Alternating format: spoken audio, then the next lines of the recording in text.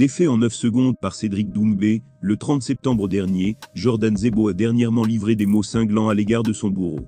Ce dernier n'a alors pas mis bien longtemps pour répliquer, et l'a fait de manière encore plus terrible. 4 mois après sa dernière démonstration dans la cage, il s'apprête déjà à y remonter pour un combat encore plus attendu.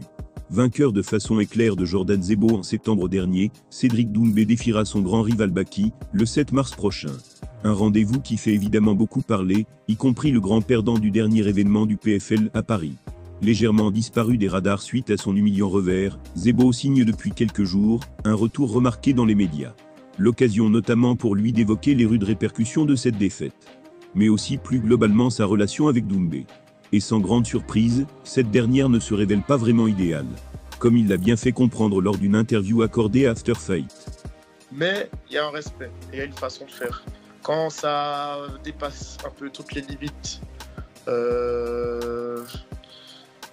c'est normal qu'en retour, on se fasse pas respecter, quoi, tu vois. Donc dans le club, je pense pas que en tout cas, moi, je pourrais pas être avec lui dans une même salle d'entraînement et que ça se passe bien.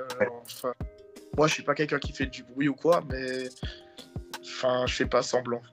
C'est pas possible. Je peux pas m'entraîner avec quelqu'un comme ça, avoir confiance, faire un sparring avec eux, avoir confiance. C'est trop bizarre. C'est trop des chemins différents. Mais en tout cas, tu as bien dit, finalement, le MMA Factory est dans son coin. Et finalement, la situation, on dirait que c'est bien. Voilà ces mots. Moi, avec ma personnalité, et dans le club où je suis, quelqu'un comme ça, je ne lui parle pas. Et je pense que beaucoup de gens du club ne l'apprécieraient pas. Je ne pourrais pas être dans la même salle d'entraînement que lui et que ça se passe bien.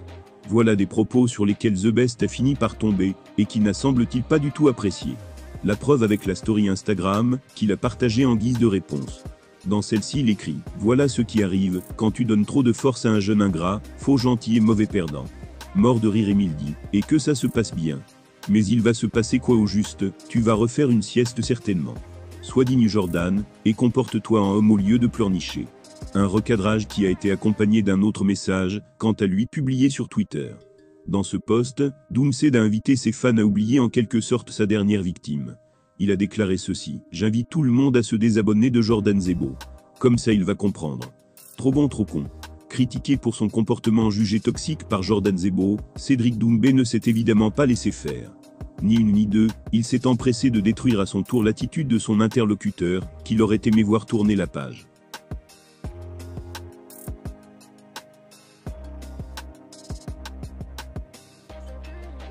Pas du tout favori avant son choc tant attendu face à Cédric Doumbé, Bessangour Baki subit de plus un véritable torrent d'humiliation de la part de son adversaire. Le jeune franco-tchétchène a donc tenu à remettre les pendules à l'heure, concernant The Best. Certains comme Saladin Parnasse ont du mal à se prononcer sur l'affiche, mais ça ne fait pas de doute pour la plupart des fans et observateurs. Selon eux, Cédric Doumbé n'a presque aucune chance de s'incliner face à Baki, au prochain PFL Paris en mars. Alors que leur combat est peut-être le plus attendu de l'année dans l'Hexagone, l'ancien champion du Glory est de très loin le grand favori.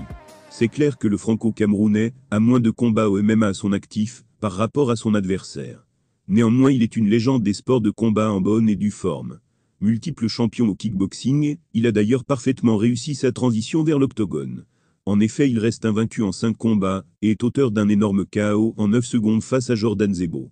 C'était lors de ses débuts, avec le PFL, en septembre dernier. J'avais vu le tweet, il me disait qu'en gros, quand lui il était plus jeune et qu'il voulait affronter les champions du Glory, il était prêt à combattre même pour 0 €, que l'accomplissement était déjà une très belle récompense, j'avais pas à demander de l'argent. Mais le problème c'est que il est pas champion de l'UFC lui. Dans le MMA, actuellement les champions, à ce que je sache, même dans le top 5, top 10, il n'y en a aucun qui s'appelle Cédric Doumbé, tu vois ce que je veux dire? Donc, l'accomplissement de battre les champions, oui, c'est quelque chose de bien, mais il n'y a pas d'accomplissement qui vaut ça en battant Cédric Doumbé. Surtout qu'il est au PFL, si on suit sa mentalité, il devait aller à l'UFC du coup, mais il est allé au PFL pour l'argent. Donc, si moi aussi je dois faire un détour au PFL, autant prendre de l'argent, tu vois ce que je veux dire? Faut être logique.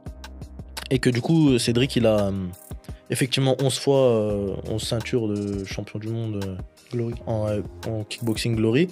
Mais là où je comprends pas un truc, c'est que je comprends pas qu'est-ce que ça vient faire là en fait. Parce que si tu prends maintenant sur les 11 ceintures de kickboxing qu'il a fait, de Glory et tout, donc les champions qu'il a battus en kickboxing, est-ce qu'il y en a un, ne serait-ce qu'un seul, qui gagnerait un combat de MMA face à moi. En, Zéro. en toute logique. On est Ouais. d'accord qu'il n'y en a pas un. Donc qu'est-ce que ça vient faire ici en fait? Tu vois ce que je veux dire? L'épreuve elle est là. L'épreuve c'est Baki, c'est pas. Donc je vois pas le rapport. Après, si on veut parler de palmarès vs palmarès, on peut parler de dinguerie, tu vois. On peut dire que voilà. Cédric il a même pas parlé d'un mec qui est à l'UFC alors dans ce cas précis. Et si on parle de palmarès d'humain versus humain, un mec qui a rien à voir dans un autre sport, il peut aussi dire que. Genre même Squeezie, il peut dire j'ai un meilleur palmarès que Baki, tu vois ce que je veux dire? Au bout d'un moment, c'est si on parle. Parce que là, en fait, ce que j'ai l'impression quand on parle de ça, ils veulent pas confronter en termes de combat vs combat, mais ils veulent plutôt parler d'accomplissement en tant qu'humain versus accomplissement en tant qu'humain. Tu vois ce que je veux dire? Mais le problème, c'est que moi j'ai 22 ans et que lui il a 32 ans. C'est normal que j'ai pas encore le même accomplissement en tant qu'humain. Mais en termes de niveau, ça veut rien dire, tu vois ce que je veux dire? Résultat, The Best ne se gêne pas pour démonter son homologue à l'ARES, l'humiliant salement à la moindre occasion. Au cœur de cette guerre psychologique, Baki ne doit pas se laisser faire sous peine de partir avec un sérieux handicap dans quelques semaines. Invité de la chaîne YouTube Chapeau Podcast, il y a peu de temps, la pépite a donc décidé de mettre les choses au clair sur son futur adversaire. Difficile de faire plus clair de la part du protégé de Ramzat Chimaev, qui ajoute également que le palmarès monstrueux de Cédric avant de se lancer au MMA ne devrait pas rentrer en compte. Bessangour-Chansoudinov n'y va pas par 4 chemins. Battre Cédric Doumbé n'aurait clairement pas une si grosse importance que ça à ses yeux, alors que lui vise l'UFC et ses champions officiels.